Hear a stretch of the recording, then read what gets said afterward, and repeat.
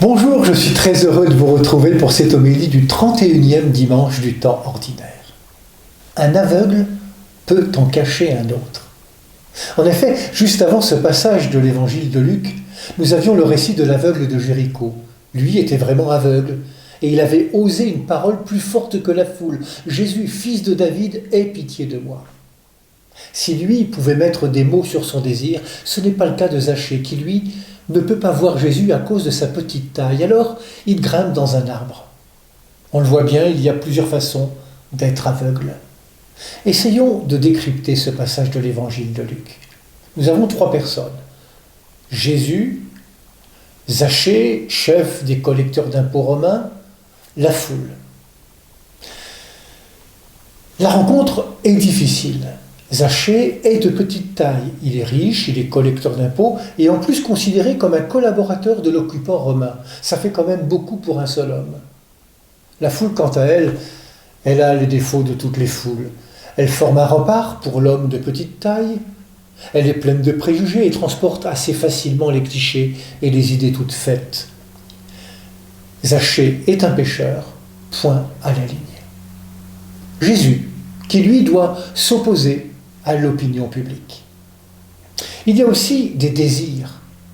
Le désir de la foule qui est là comme spectatrice et on l'imagine assez bien entassé au bord du chemin pour voir passer Jésus, celui dont tout le monde parle. Le désir de Zachée qui veut voir Jésus.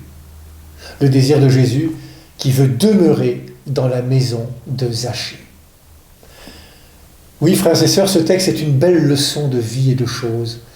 Elle reflète assez bien notre cheminement de foi.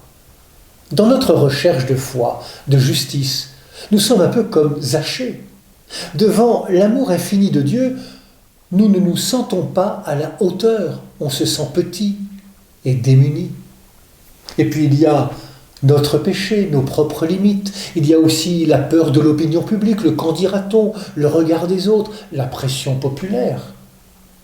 Cette page d'évangile nous fait réfléchir sur l'acte de croire, l'acte de foi. La démarche de Zachée est une belle démarche de croyant. Il cherche à voir Jésus. Est-ce simplement de la curiosité ? Je pense pour ma part que c'est les débuts d'un cheminement de foi tout intérieur qui lui appartient. Oui, Zachée est en manque. Malgré sa richesse matérielle, il sent bien qu'il lui manque quelque chose ou quelqu'un. Et ce manque va le mettre en route, le faire courir, grimper, faire preuve d'astuce pour satisfaire son besoin. Cet homme n'est pas comblé par son métier, par sa vie. Il veut voir Jésus. La première étape d'un chemin de foi vient d'abord d'un désir.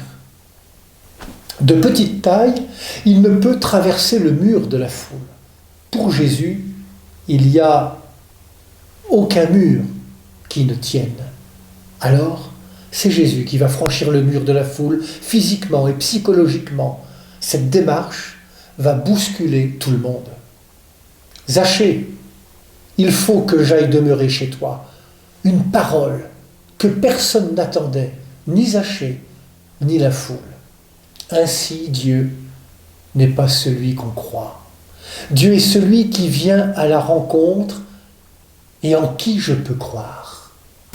Jésus ne va pas faire de sermon à Zachée sur la richesse, sur la pauvreté, sur la conversion. Il s'invite simplement à sa table. Et Zachée va pouvoir ainsi se confier de lui-même et s'ouvrir aux autres. Il se convertit et devient un autre homme. Tout comme on ne voit pas la lumière, mais ce qu'elle éclaire, on ne voit pas non plus Dieu, mais la vie qu'il donne. Nous voyons Zachée, le pécheur, à la table duquel Dieu s'invite. Si Dieu fait jaillir la vie, c'est qu'il existe. Alors n'ayons pas peur de nous-mêmes, ni du regard des autres. Osons la confiance, car le Dieu de Jésus-Christ jamais ne la refuse.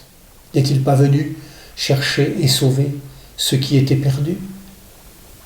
Ce n'est pas dans la bouche de Jésus un slogan, mais une vérité qu'il mettra en lumière par toute sa vie.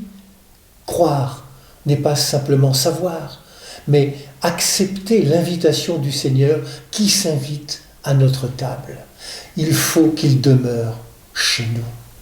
Ce matin encore, Jésus nous invite à sa table. Il désire être accueilli chez nous. Il veut vivre en nous dans un partage qui va jusque dans la communion. Sommes-nous prêts à l'accueillir pour l'entendre, nous laisser toucher par lui? Bon dimanche à toutes et à tous. Prenez bien soin de vous et des autres.